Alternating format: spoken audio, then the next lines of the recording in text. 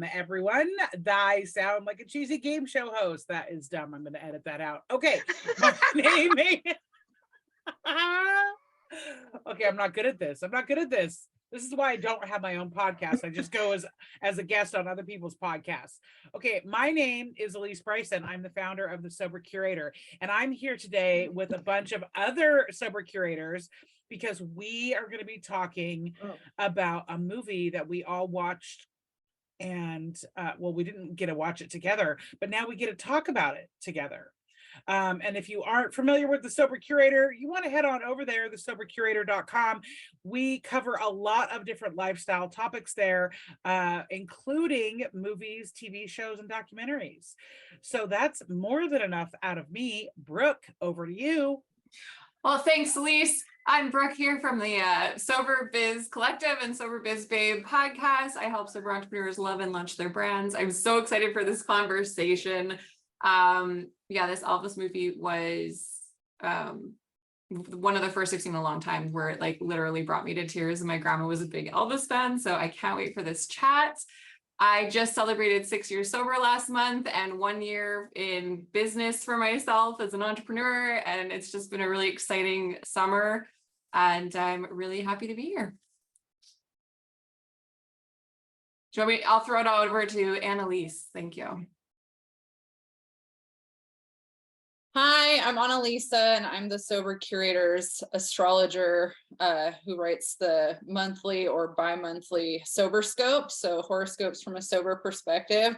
I've been a huge Elvis fan since I was a kid when my dad came back from Graceland and was obsessed with Elvis himself, and I just got indoctrinated with Elvis stuff, and ever since then I've been obsessed. So I decided to go live from my Elvis corner in my house, where unfortunately I wasn't able to capture it entirely on here, but you get the idea. And I'm excited to talk about Elvis's astrology in relation to how it made him who he was and how that played into some of the things that we saw with his addiction issues in the movie.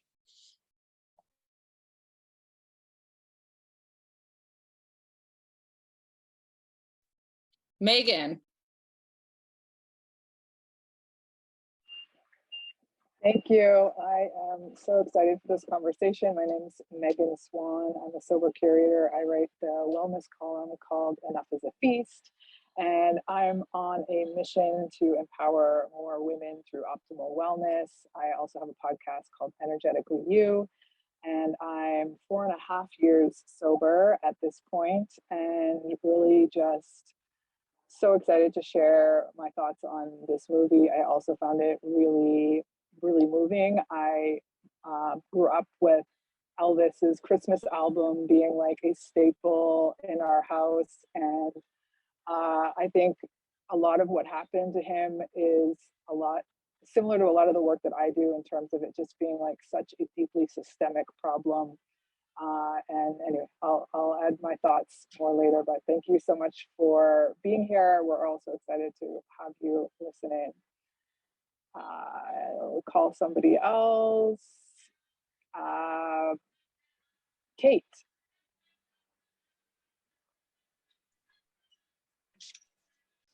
Hello. So I am Kate. I write the fashion column Walk Your Talk for the Sober Curator.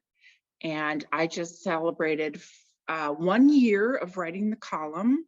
I talk about fashion and style and how it relates to sobriety and how it sort of relates to your self-actualization, becoming who you are as your sober self, and how you emulate that through your style. I'm, let's see, 4.5 years sober at this point. Oh, I don't want my beehive to diminish here. So yeah, I'm thrilled to have the conversation. Any excuse to put on some rhinestones and some heavy eye makeup. I'm gonna kick it over to Tamar. Hey everyone, Annalise, by the way, I love your Elvis corner. I mean, that's pretty epic there. So my name's Tamar Medford, and I am the co-creator of the Now What Society, which is previously Your Sober Now What. And so for the Sober Curator, I write for Your Sober Now What? And my mission in life is to really help women create a life so good for themselves that they never want to go back to their old way of living. And I've done that by discovering my purpose in life. And I'm excited to wake up every day.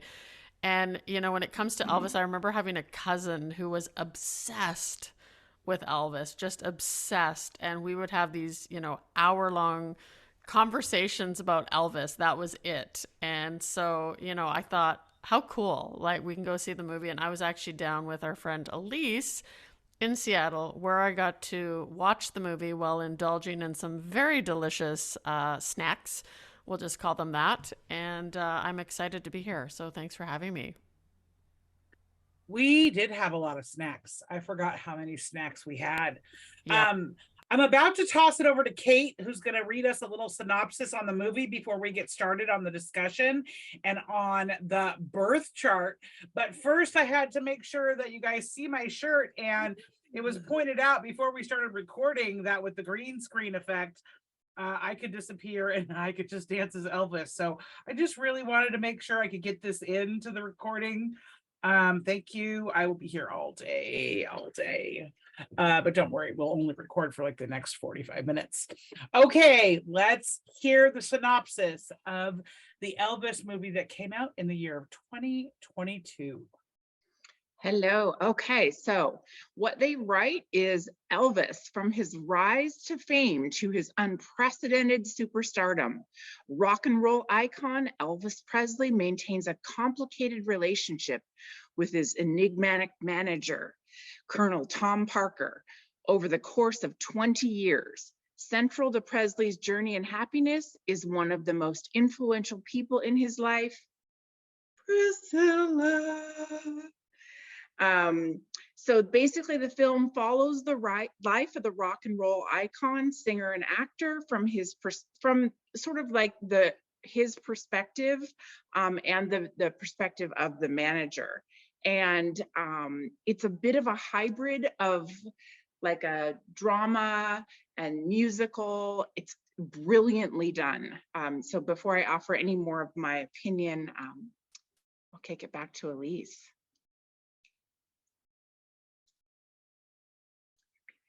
I'm talking and I'm still on mute. You guys, you'd think after 2.5 years of living in this box, I would learn how to get off of mute before I start blabbing my mouth. Okay, I'm really excited to start off with an understanding of Elvis's birth chart. But I hope before you jump into that, and I can bring the birth chart up on the screen if you want me to share my screen so people can see. But I would like you to maybe talk about 2 or 3 items in that corner that are your favorites in your collection, because I can't stop looking at your background trying to see all the different things that are in there. So can we get just a little miniature tour of your corner first? Definitely. So it's kind of interesting, like most of my Elvis collection is actually pretty new. I am not really one of those people where when I have an obsession, I necessarily buy stuff myself for the obsession. I tend to just obsess over it and then people give me things.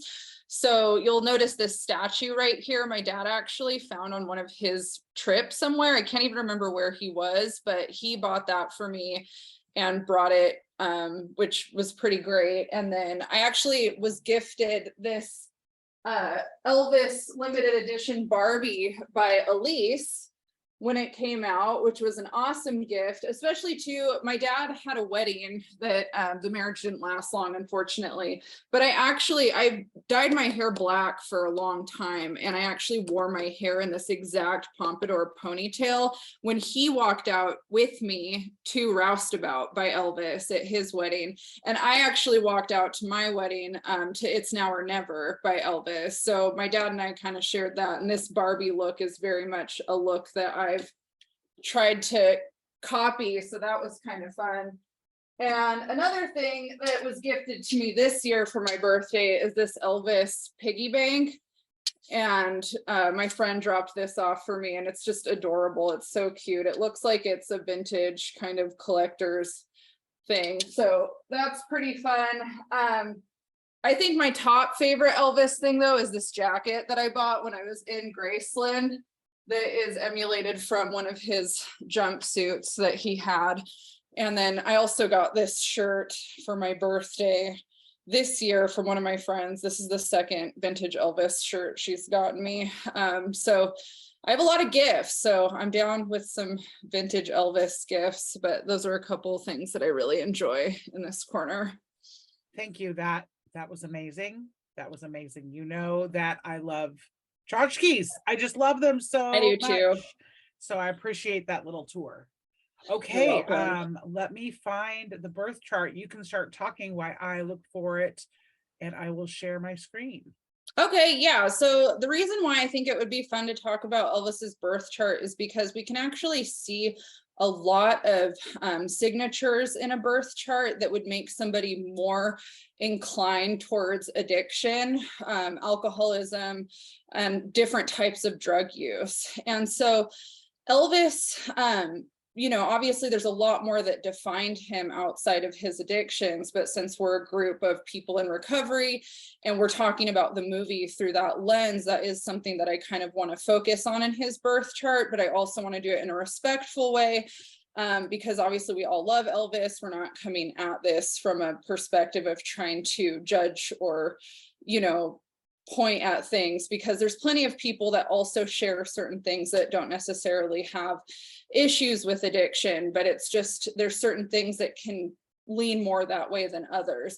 So Elvis was born on January 8th in 1935 in Toledo, Mississippi. He was born at 4:35 a.m. That makes a difference in what our rising sign ends up being when we're born. The time that we're born at dictates our rising sign. So Elvis was a Capricorn sun, and the sun glyph is the circle with the dot in it. And you can see it kind of in the bottom left part of the chart. And he's a Sagittarius rising, which is the left angle in the birth chart. And then he has a Pisces moon. So in astrology, we kind of call that your big three. Those are kind of the things that make you your most overt personality. Our sun sign dictates our identity. Our rising sign is kind of how we put ourselves out into the world. And then the moon is how we emotionally process things. So two big things to note about Elvis is the Sagittarius rising and the Pisces moon actually plays a huge part into who he is and how he put himself out in the world. Sagittarius is ruled by the planet Jupiter, and so Jupiter is his chart ruler. Jupiter, that planet, represents expansion and a larger than life type of energy. And so whatever planet rules our chart tends to be kind of like our way that we're kind of putting ourselves out into the world. So if we think about how Elvis came from these humble beginnings, you know, in the movie, we see that he grew up poor, he grew up you know, in kind of more of what was considered the ghetto in the Black neighborhoods. And he was obsessed with a superhero, and he wanted to be rich, he wanted to be big, he wanted to save the world. That's a very Sagittarius and Piscean thing. Pisces wants to be of service. Sagittarius wants to expand and explore, and Jupiter wants to become larger than life. And so he was wired from the very beginning, no matter what he was born into, to want to explore the world and make an impact on it in a way that's of service and in a way that was very spiritual and philosophical. Sagittarius and Pisces are very spiritual signs. And because they represent expansion, and Pisces also has a tendency towards escapism through fantasy, music, art, those signs also have a tendency towards alcohol and drug experiences in spiritual pursuits and the need to escape mundane reality. So those two signatures alone are really not surprising for somebody that ended up with the type of career that he had, where he loved being center stage, loved making an impact, and then was also inspired, we see in the movie, by gospel music. He was interested in other cultures. He was interested in we don't see this in the movie, but when you go to his home in Graceland and you go to the museum, you also see his collection of books. And a lot of his books were about esoteric studies. He was really into numerology. He was really into like astrology and all this kind of stuff, like esoteric studies. He had a lot of books on Buddhism. And so he had this whole other life that you don't see in the movie that is very spiritual. And that's also a very Pisces, Sagittarius dominant thing. Another theme in the movie that we see is his relationship with Colonel Tom Parker, where there's a lot of codependence. And early on, you kind of see that codependence with his mother. And so that's actually in his birth chart. He has a signature. There's 2 points in the birth chart that are related to our karmic destiny that we're kind of experiencing and learning from in this life. They're called the nodes, the lunar nodes. There's a node called the South Node, and the South Node is considered to be the node that has to do with our karma. So it's like the karma that we are bringing into this life. And then the North Node is the point that has to do with the direction that we're kind of heading towards and that we're learning from in this life. And the South Node in his chart is in his 8th house. And the 8th house is the house that represents shared resources, marriage, shared wealth, and loans, investments. It also represents sex and marriage. And so people that have a signature like a South Node in the 8th house tend to struggle with codependence. And they tend to also end up in situations with their family or any kind of financial business partner or bank where they are kind of, you know, having to learn a lot from those either dynamics or even possibly mistakes, like financial mistakes. His North Node is in the 2nd house, which is the house that represents material possessions, our self-worth, and money. And it's also in the quadrant that represents our relationship to ourselves. The whole quadrant of the 1st, 2nd, and 3rd house is a personal quadrant. So people that have their North Node in that direction they're actually trying to learn how to be more independent and less reliant on this shared experience that the 8th house represents. So a big theme in the movie is he's constantly trying to fight for his identity. He's constantly trying to fight for himself. And then he keeps getting pulled back by his family, his partner, his friends, his business manager. And in the end, it kind of does him in, right? Like we see him exhausted because he's unable to make boundaries with these people. And Sagittarius and Pisces are really not good at making boundaries. And Capricorn tends to be, but he has so much of that other energy that's kind of ruling him that he wants to be of service and he wants to give all of himself. So, you know, it's hard watching this movie because we watch kind of his struggle with that South Node journey, his past life karma to break free over and over and over again. And Sagittarius and Jupiter's whole mantra is a need to be free. So that's I think one of the things that made me the most emotional during the movie. The other thing is that the houses, he's got a grand square in his chart. I don't know if you want to pull the chart back up, Elise, for people to see the square configuration, but the houses that, if you look at his chart, you'll see that big red square. So that's in the cusp of the 10th, 11th, the 2nd house, the 5th house, and the 8th house. And those houses represent a lot of our lifestyle choices. And so again, 8th house, sex and shared resources, shared wealth. 5th house is also creativity, romance, performance. The fact that he did all those movies, he's got placements there. 2nd house is again, money. And then that 10th, 11th house is career and also how we are social and in our communities. And grand squares represent tension and often feel like a pressure cooker that's about to explode. People that have this energy are constantly feeling the need to create and to produce over and over and over again. It's a lot of internal pressure for people with this. He was wired to be successful and he was wired to just be this constant output. He has Mars in the 10th house, which is the career house, and Jupiter in the 11th house, which is his social house. Those energies are so expansive and so aggressive with trying to make things happen out in the world. Community is so important. Jupiter, again, larger than life. large social life, having it in the 11th house there. So it makes sense that he was who he was and how he was. The last thing I'm going to talk about that's fascinating is that I'm not a medical astrologer, but I do have a medical astrology book. And sometimes when it comes to reading somebody's chart from a perspective where they're not around anymore, they've already passed, it's kind of interesting to see, you know, what they passed from and if that's in the birth chart. And he does have a signature between Mars and his sun. That's a hard aspect. It's called a square. And people that have this aspect tend to have cardiovascular issues and are more prone to heart palpitations and heart problems, and also fat in the arteries, according to medical astrology. And Elvis did indeed pass away from a heart attack. So that's also an interesting component of his birth chart. Elvis is also currently experiencing a Saturn return. So another thing that's fun about studying death charts is you can see how a famous person's life continues to be impacted by the planets even after death. And so a Saturn return is a karmic experience that happens every 28 or so years.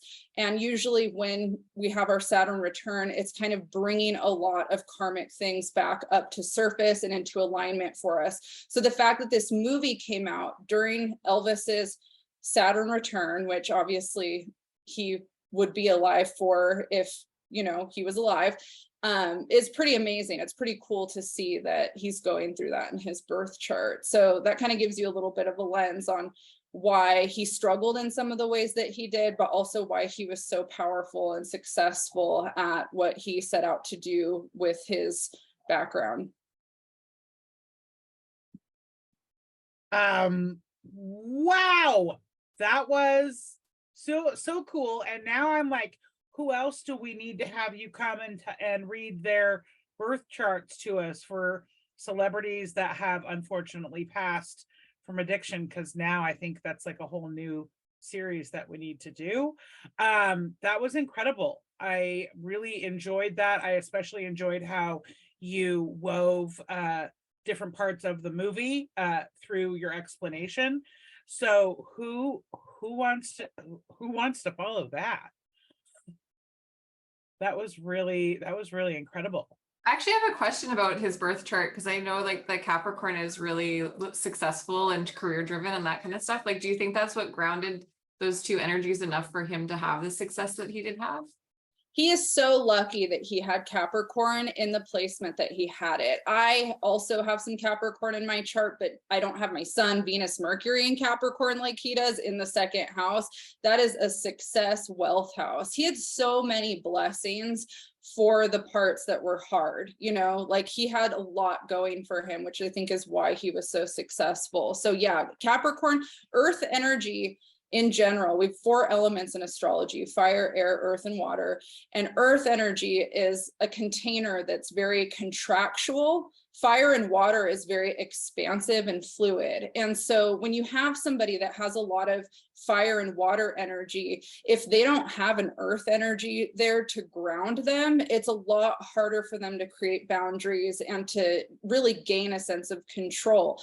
But I think the thing that was the hardest about Elvis's chart, despite having so much Capricorn energy in the second house, is that he had so much of his energy in all the other houses and signs that kind of go against that. And so he was able to maintain being Elvis, right? He did that really well, and his son guaranteed that that was going to happen. But in terms of his relationships and his addictions, that wasn't as supported, for sure. I would love to see Priscilla's chart just to see how that all goes together. Her chart's very interesting. His whole family. Oh, that's so cool. And Austin Butler's. Oh, I'd love to start the conversation there. What did we think of the casting choice for Elvis? Tamar, you want to start it off? I mean, I thought he did an amazing job. Absolutely amazing. I think he played the character really well, and it was believable, right? When you're watching it, you felt like you were actually in the story. I mean, it was sad, and I felt that, right? I especially with the addiction part of it, it was like, yeah, I remember leaving that feeling really sad, because it was like you were walking that journey with him, right? So I think the actor who played Elvis was incredible. What I liked about him was that, yes, while he did have a lot of facial features that resembled Elvis, he also had his own unique look, which Elvis had his own unique look. So I really like, it was not, I mean, you can see in there he is, like right there. like look at those lips. Like it's just like it was I thought it was a really good cast. I don't know, did anybody watch his casting videos on YouTube?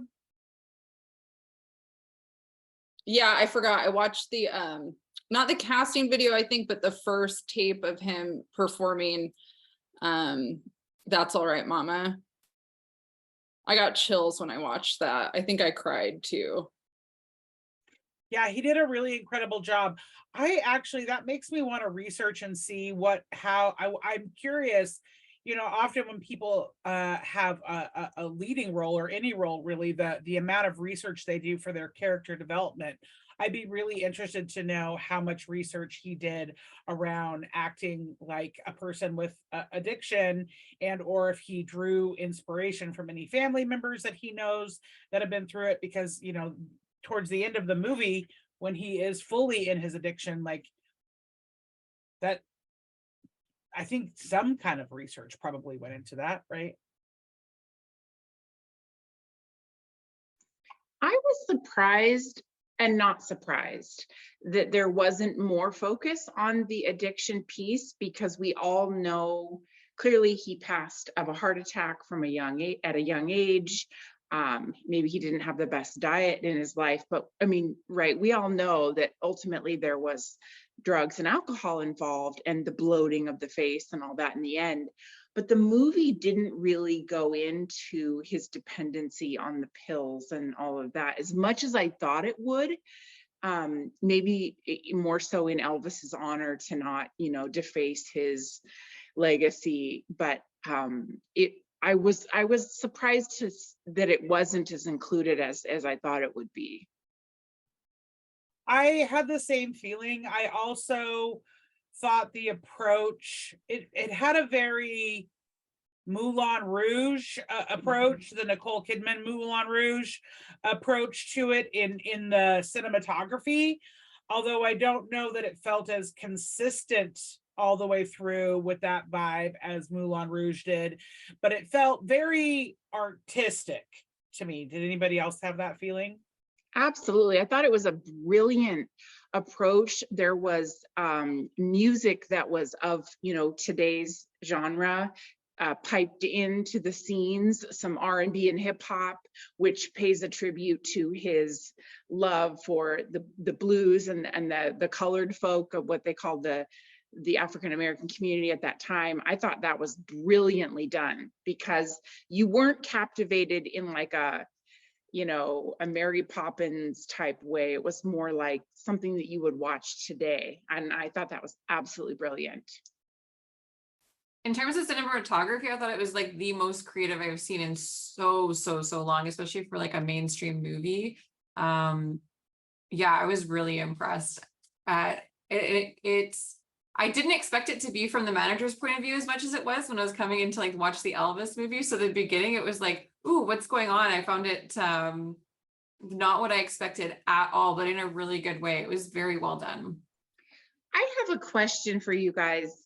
We all are somewhat of addiction experts in our own right here. In the end, he's considerably heavier in weight than you know, the younger years, and then you notice the facial bloating. And the only drug that I know that does that is alcohol. I don't see amphetamines or benzodiazepines, cocaine, such like that, causing the bloating. And so I was wondering, maybe it's his Southern Comfort diet, but was that the product of alcohol abuse from your guys' perspective? I can tell you a little bit about what they found in his body when he died. And I think that kind of will cater towards some of it, if that's interesting to you guys. So he died, this is, you know, an embarrassing way to go, but he was on the toilet and he was constipated and he had a heart attack trying to push it out, and he fell forward and suffocated on his shag rug. And so that was the cause of death. But when they did the toxicology report, the report came back with it contained very high levels of opiates. They found, I'm not going to pronounce this right, dilaudid, percodone, Demerol, and codeine, as well as quaaludes. The other two pathologists eventually revealed they also found evidence of severe and chronic constipation, diabetes, and glaucoma during their examination. So there was a lot of factors going on that probably aided in the weight gain and the bloating. And I'm sure alcoholism was a part of that too. But that's just an example of all the things that he was putting in his body, just outside of even probably some of the poor diet choices.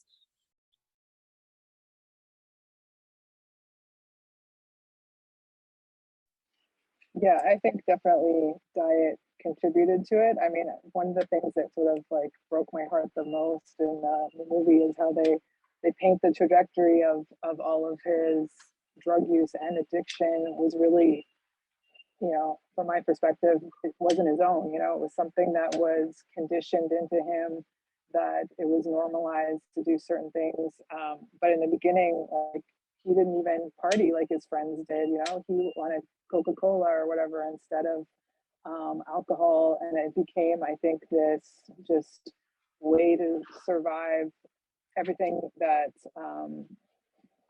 we were talking about in his birth chart. You know, that he basically, what you described, like his, Annalisa, his, you know, identity crisis, if you were, or like trying to find himself in this world that you know, is just pulled from so many directions. And I think he gradually, very gradually, became dependent on these things. And at the same time, a lot of the things that became the, you know, the part of his demise were really pushed on him, and from people that he loved and trusted, and in general from what he perceived as an authority figure, meaning like, you know, from a medical doctor, well, to doctor, like he would never do anything, he would never do damage, right? Like, I think that's more maybe the father's perspective, and why he sort of authorized it or supported it, because I think there's this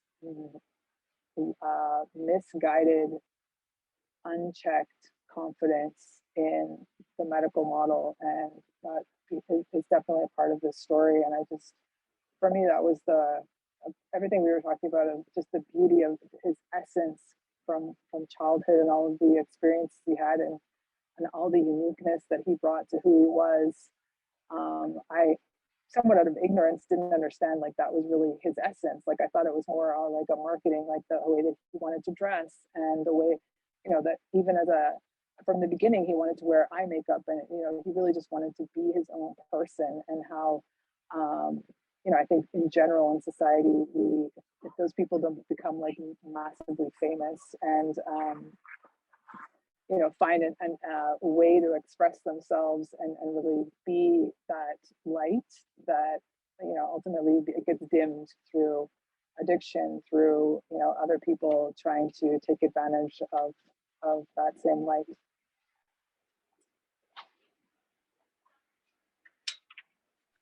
One of the things that I wish we had seen more, or now I wanted to just know more, was the alcoholism that his mother went through, because we know like that obviously played so much into his, not, I mean, his genetics obviously, but also lifestyle. Like it did impact it. And that was a storyline that I wanted more from that storyline. Yeah, I think they need to make a sequel, because I think that expansion of the addiction part, it did really go quickly. And some of the things that I really want to dive into and know more about, like they kind of just jump over. I feel like the beginning, they went into a lot of detail on things and then just kind of rushed towards the end. And I think also the experience going to war and everything and coming back from that, like I couldn't even imagine. Of course, you're going to end up an addict, you know, you don't have proper support or understand what that means. I was also really interested in his relationship with Priscilla and just like how that, like, I feel like she must have gone to like an Al-Anon program or something, because how she handled that, I'm like, no woman would ever be that like calm and understanding and loving towards, you know, after what he was putting her through, all the misdemeanors. But yeah. I was actually curious about that with him going, that part where he gets sent to do his military service. Like, that wasn't a period of history that there was a war. Like, I think he just got sent to Germany to train, or did he actually get sent to a war? Do we know? He didn't Because serve that, in a war. yeah, that's the part Yeah. that kind of just didn't make a lot of sense to me, that his mom was just so stressed out that he was going to be in the military when there wasn't even a war going on. I don't know. I think that was the codependence part. Yeah. Between the two of them, and the fact that his twin brother had passed away. There was like that possessive motherly hold on him, and that her coping mechanism obviously was very avoidant of things, it seemed like.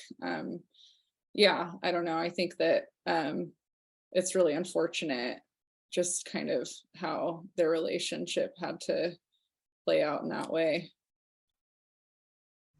You know, one of the other parts of the movie that I found fascinating was how they focused on the manager so much. And, you know, Tom Hanks being cast for that role. I mean, I almost came out of the theater going, I don't like you, Tom, you know, because it was such a different role for him. But just to see the manipulation there, and, you know, being somebody who has substance abuse issues, having to deal with that day in and day out. I mean, I can't even imagine.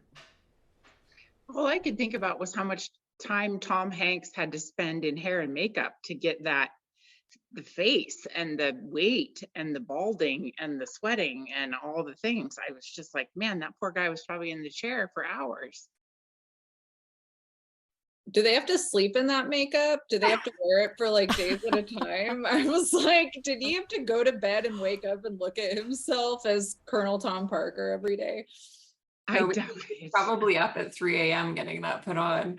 I actually thought that took me out of the story at first. It took me a while to actually be okay with Tom Hanks being the manager. Like, it threw me off at first, and the accent thing kind of threw me off at first, but eventually I sunk into it. But that definitely threw me out of the story for a second. I'm like, is that Tom Hanks? Like, I didn't like him as a bad guy. I don't want Tom to be bad.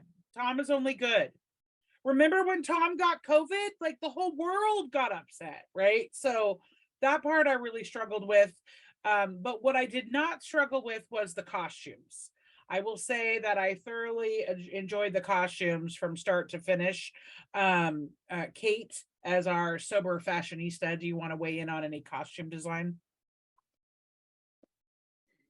Yeah, actually I do. One thing that struck me was how ahead of his time he was, in that, of course, you know, the glamour and the rhinestones, and they were gorgeous. But I mean, today, in today's, you know, fashion world, it's very androgynous, right? We don't, it's sort of genderless in that men can wear whatever they want and women can wear whatever they want. And so men are wearing dresses, or people who identify as men or women are wearing dresses. I mean, and the role of Elvis was very androgynous. There was a lot of makeup.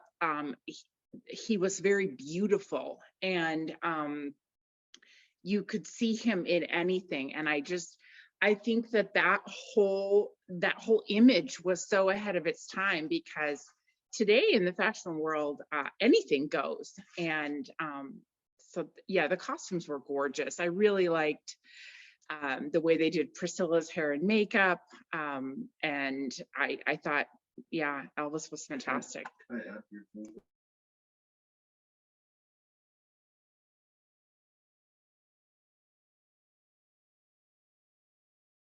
Who's been to Graceland? Okay, can you talk a little bit about what the style is at Graceland?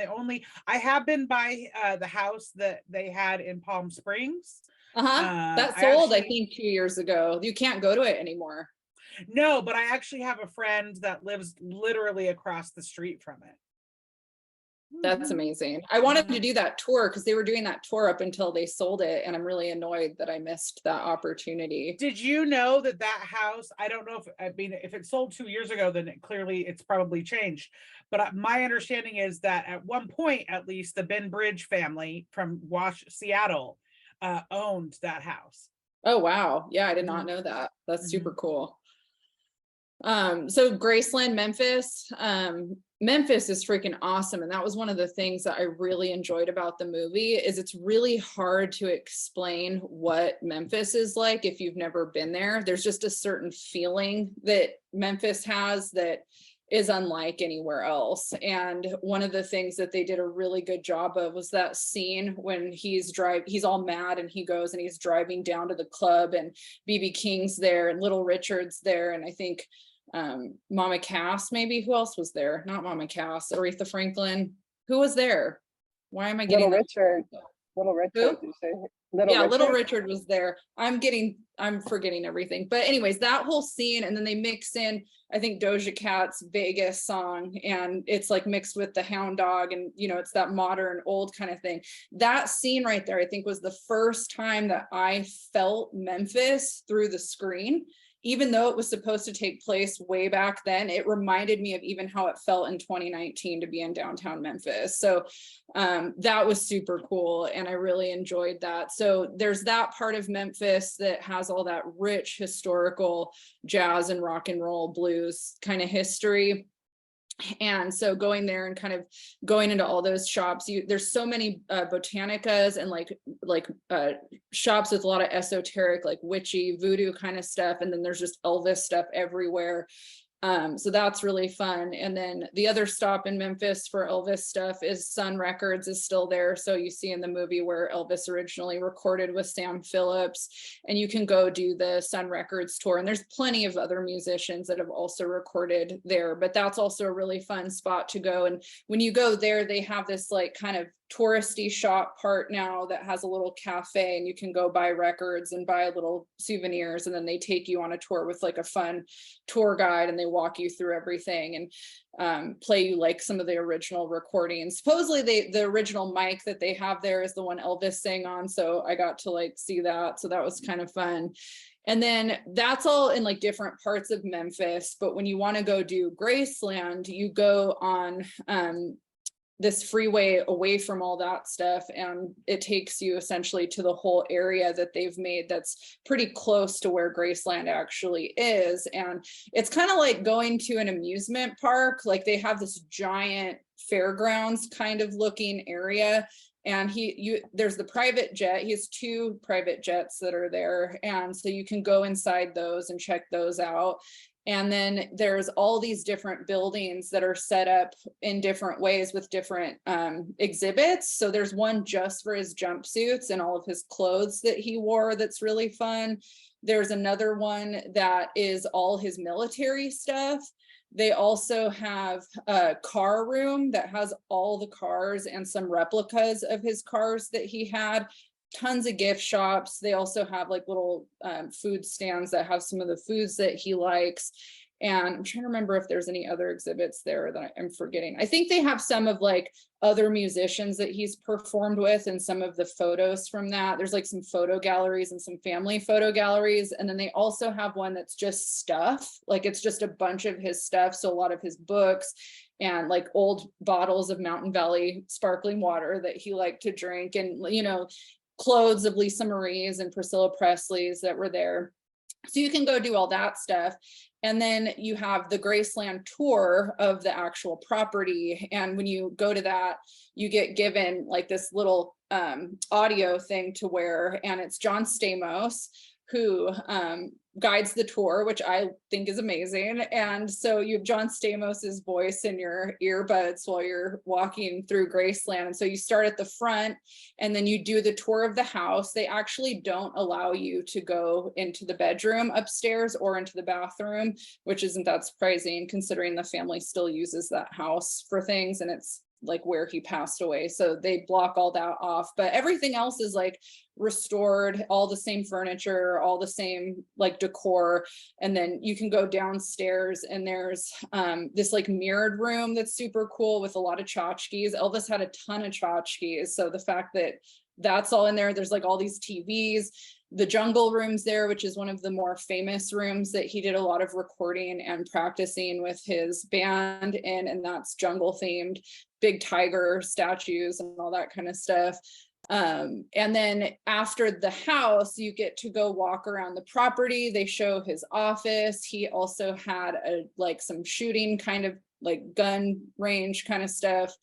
There's a kind of like, I think it's like whatever those rooms are where you play like tennis kind of in the room, there's something like that. And then the other thing that's really powerful, the way they end the tour is that him and his family are all buried on the property. So you actually, it's kind of by the pool. So you like walk past the pool and some of the outbuildings that you walked around. And then you end the tour with kind of this row of his mother, his father, and himself. I want to say there might be one other person there that I'm not remembering, but you know, mother, father, him are all there. And it's just the most interesting feeling, you know, like it's just quiet, you know, you're there with a bunch of other people and everybody's taking pictures and like leaving stuff. And you just feel it in the air still to this day, like after all these years later, just the impact that he and his family and his story had on so many people. And it's a really emotional experience to kind of just be at the gravesite and just, you know, kind of feeling that same feeling all those years later. So yeah, it's pretty cool. The other cool, fun Elvis spot to check out that you only really know about if you're a total nerd is Lansky's. So Kate, if you ever go to Memphis and want to do a fashion tour of Elvis, Lansky's you see in the movie where he's with BB King. So Elvis was a big BB King fan and it was his fantasy to get to wear Lansky's. And when he started getting famous, Lansky's became one of the main places that, you know, fit him in all those clothes. So there's that scene with him and BB King where they're getting outfitted and he's talking. And so when you go to Lansky's in Memphis, they've got two different locations, but they still have the original one that Elvis used to shop at. And they still make all of the kind of original clothing that he used to wear. And then they just have a bunch of other like cool photos of all the other musicians that have shopped there over the years. And that's a pretty cool staple place to go to as well. Yeah, I thought that's a really good point. I thought they demonstrated really well how his fashion style was all influenced by sort of the Black community, especially BB King, those flamboyant suits, the bright colors. That's his style that he emulated. And it was kind of taboo at that time for him to be wearing those types of things. But yet that's what he felt the most comfortable in. And that is what helped kind of propel him to fame and his individuality. I think they did a beautiful job of showing his reverence for the Black culture and the music and the style and just like the sort of the nightclub scene with the singing and all of that. I thought that was really eye-opening for me, kind of reflecting back to how Elvis grew up. You know, they show that he grows up in a Black neighborhood and is really influenced by the gospel music and all of that. And so you can see that in his style. That was a good learning for me, and that was really fascinating. Yeah, I agree. I loved how they brought in essentially his spirituality and where it was sourced. And I think it just made it that much more powerful. I was curious, did anyone know like why this movie is coming out now? Like, did something happen that an aspect of the story is now tellable, or anyone know the story of why now the movie?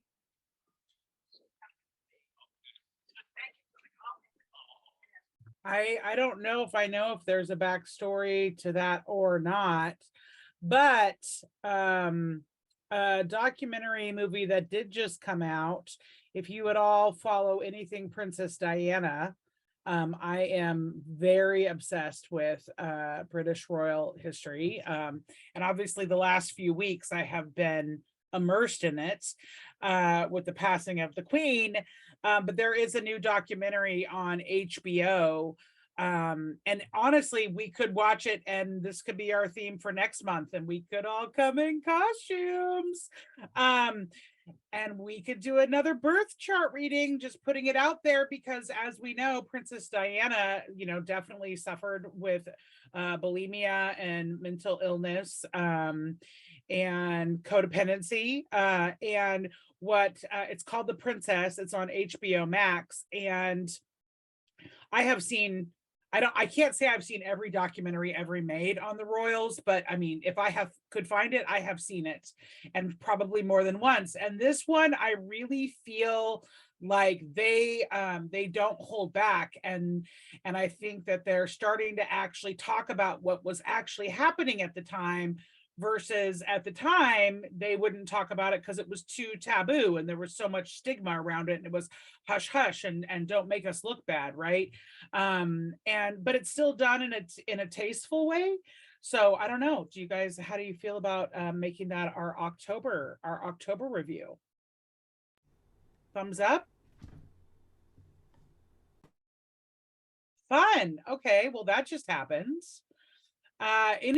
Before we close out here, any other last thoughts on Elvis? How many Elvises do we think we're going to see for Halloween this year?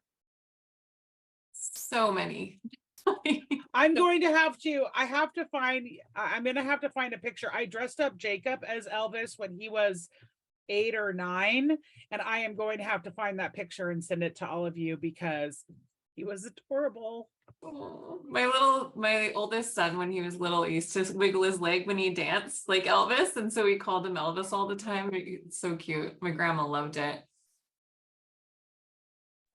Yeah, you just gave me an idea. I need that pink suit, the first pink suit.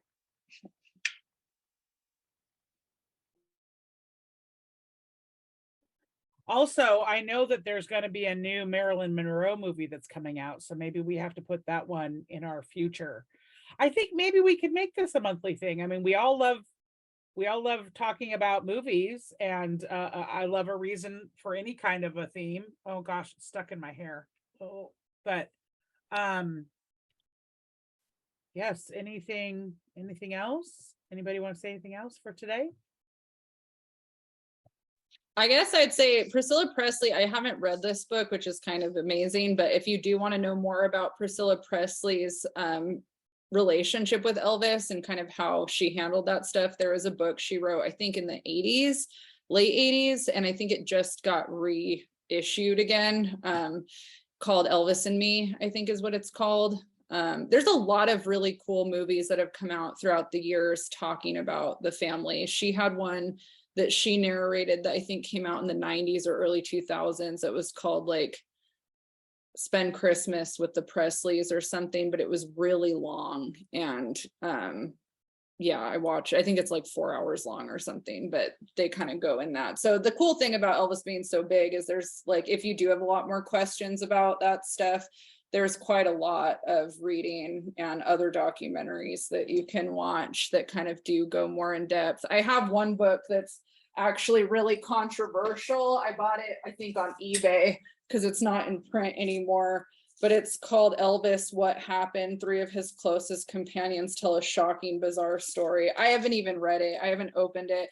I love Elvis to the point where I actually kind of want to know less sometimes because it triggers me to hear the way other people perceive somebody. I much prefer studying his birth chart because I think it's a more probably honest lens of who he was than reading people that divulge celebrity secrets. But I'm just letting you know these things exist in case you do want to go down a rabbit hole. That's amazing. That is amazing.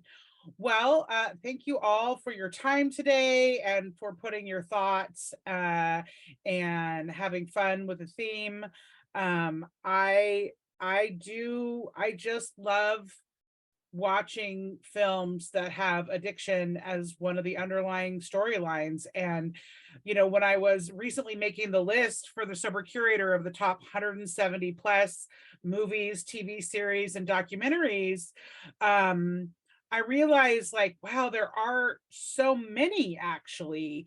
And then I think about, well, of course there are, because addiction is so rampant in all of our communities. Everybody knows somebody who is affected by it. And so, it's September, it's National Recovery Month, and I'm just glad that all of you have decided to recover out loud, because that is how we met each other. Most of you, some of you, I haven't even met in person yet, but that is the last couple of years. I would say the blessing or the silver lining of the pandemic was meeting like-minded women in recovery that are recovering out loud, and we're talking about our shared experiences. But that doesn't mean it always has to be sad and dark. I mean, although this movie was definitely sad and dark, we got to be in community today and just talk about all the different aspects of it. And I think that is a true reflection of what living a sober lifestyle or a recovery lifestyle is. And it's obviously not boring. All right, I got to work on a better close for this thing, because I just don't know how to land this plane. Tamar, you're the one with the podcast. Brooke, somebody save me. Elise, I like the close that you did earlier today. I mean, well, okay, Tamar, you don't have to go home, but you can't stay here. I love it.